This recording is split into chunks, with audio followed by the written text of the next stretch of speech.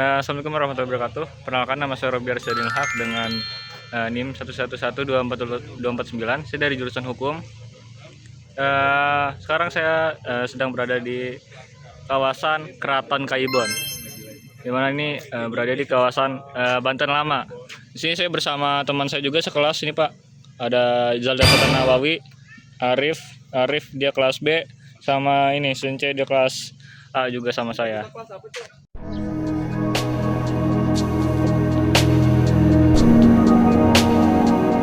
Oke teman-teman, ini itu gerbangnya masuk. Kita langsung masuk aja. Oke, saya sekarang udah masuk di kawasan Banten Lama. Lihat itu bangun-bangunannya kayaknya udah dulu banget, udah lama banget. Tapi masih ada gitu, masih terawat juga. Rumput-rumputnya juga kayaknya enak buat main bola, apalagi. Oke, jadi kita udah masuk di kawasan Keraton Kayibon. Yang mana tadi kayaknya ralat ya, salah, bukan Sultan Maulana ya, Bang? Mas, kayak Sultan Syarifuddin kata mas-mas yang ini. Dan saya melihat di Google juga ternyata Sultan Syarifuddin, yang mana ini tuh dikhususkan untuk ibunya tercinta, yaitu Ratu Aisyah. Ratu Aisyah ya, itu aja sih. Dan keraton ini itu didirikan tahun 1815, dimana kata Kayibon itu berasal dari kata keibuan, atau ya berarti untuk ibu gitu ya. Seperti yang bisa dilihat kondisi saat ini, keraton Kayibon ini tuh sisa reruntuhan aja, sisa fondasinya, sisa dinding gitu. Dan sisi ini tuh tetap menjadi cagar budaya yang dikunjungi wisatawan dan menjadi saksi bisu kejayaan Sultanan Banten, teman-teman.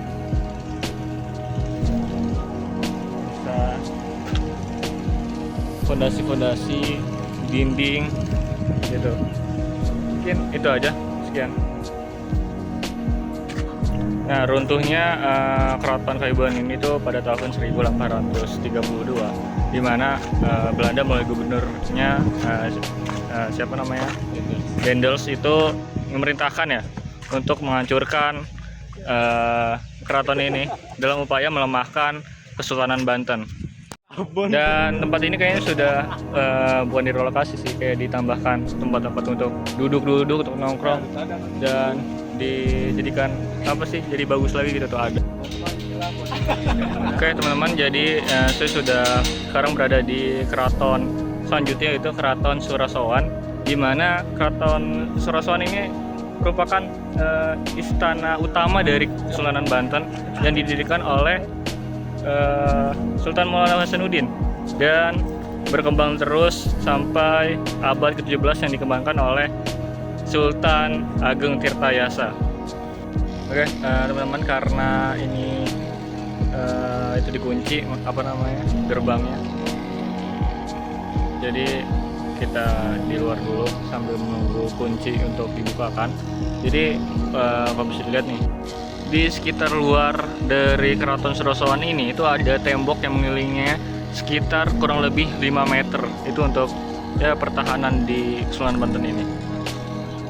Oke teman-teman, sekarang kita udah bisa masuk di wilayah Keraton Surasowan, yang mana tadi gerbangnya itu dikunci dan harus minta kuncinya ke satpam di sebelah sana. Kita lanjut di dari gerbang itu kita langsung lurus, dan ada bangunan ini kayak, kalau kata informasi dari bapak-bapak tadi, ada yang cerita masuk gerbang, salam dulu, assalamualaikum, salam mama bukan Maulana, dan nanti kamu jalan kiri terus belok kanan ke tengah tuh ada bak gede. Di situ walaupun airnya hijau apa hitam tetap. Baik, sekarang saya udah berada di dalam kawasan Keraton Surasowan, di mana Keraton Surasowan ini menjadi istana utama atau apa ya, pusat Kesultanan Banten seperti itu. Dimana ini terletak di kawasan Banten Lama di Serang dan berdekatan dengan Masjid Agung Banten Lama juga. Sangat dekat jaraknya itu. Di situ ada menara kelihatan, jadi sangat-sangat dekat teman-teman. Keraton Surosoan ini pertama kali dibangun oleh Sultan Maulana Hasanuddin sekitar tahun 1522 sampai 1526 Masehi teman-teman. Awalnya tuh ya sederhana, kemudian diperluas oleh sultan-sultan berikutnya, terutama di abad 17 oleh Sultan Ageng Tirtayasa. Di sini juga ada kolam teman-teman, yang mana ini tempat apa ya, pemandian ratu gitu, yang ini juga menjadi tempat keramat bagi pengunjung-pengunjung yang datang ke sini untuk mengunjungi situs bersejarah ini. Kondisi saat ini di Keraton Surosoan sekarang itu ya tinggal fondasi-fondasi juga tadi, kayak dalam paling ada apa, dinding-dinding gitu-gitu paling sisa itu. Dan Keraton Surosoan ini mengalami 2 kali kehancuran, 2 kali runtuhan. Pertama akibat konflik antara sultan, dan runtuhan selanjutnya itu diakibatkan oleh Dendels.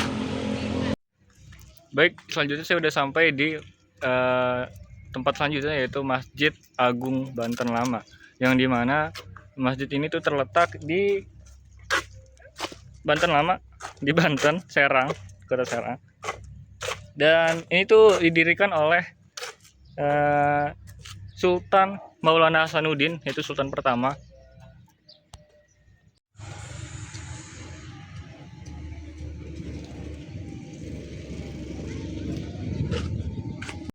Oke, teman-teman, selanjutnya ini ada, kalau kalian bisa lihat, ini ada apa, atap tumpang 5, dimana itu bentuknya sangat unik.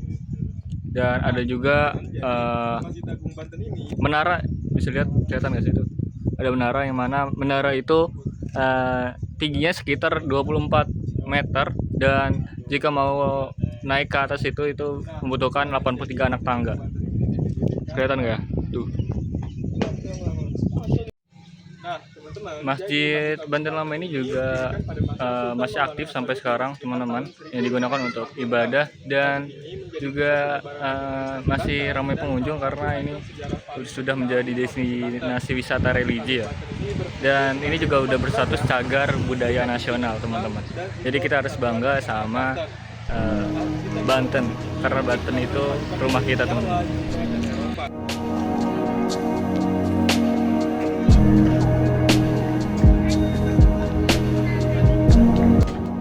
Baik teman-teman, kita sekarang udah nyampe di tempat keempat, yaitu Benteng Spellwitch, di mana benteng ini merupakan benteng peninggalan Belanda dari VOC.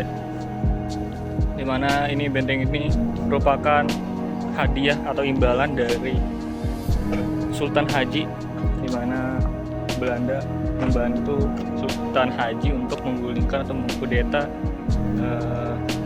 ayahnya, yaitu Sultan Ageng Tirtayasa. Ini nggak bohong, dia ada apa? Sejarah.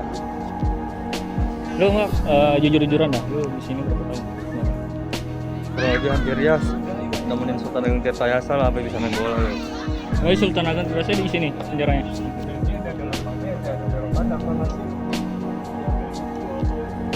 Kayak lu mau ngekos di sini nggak, Nat? Boleh gitu.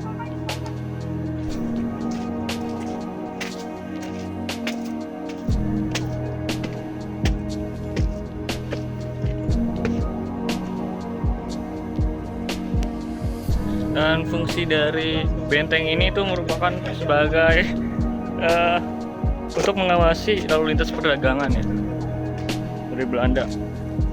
Dan karena ini juga daerah yang dekat sama Keraton Surosoan tadi, jaraknya nggak terlalu jauh. Oke, sekarang kita udah sampai di objek wisata kelima atau terakhir, yaitu objek wisata kuliner. Nah itu lihat sate Bandung. Kumis apa?